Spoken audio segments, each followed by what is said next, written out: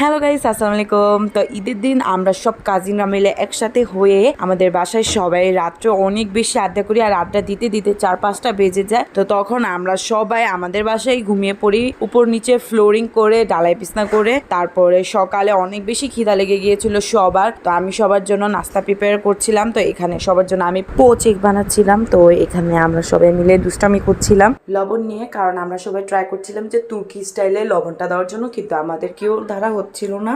আমি বলছিলাম যে আমি অনেক সুন্দর করে পোচেক বানাতে পারি, তো এই জন্য সবাই বলছিল যে তুই পোচেক বানা, একটু লিকুইডি টাইপের। তো সবার অনেক লিকুইডি টাইপের পোচ খেতে ভালো লাগে, তো এই জন্য, আর আমি এটা অনেক ভালোভাবে বানাতে পারি, তো এই জন্য আমি বানাচ্ছিলাম। তো এখানে সব নাস্তা রেডি হয়ে গিয়েছে, তো সবাই টেবিলে বসে গেছে নাস্তা খাওয়ার জন্য।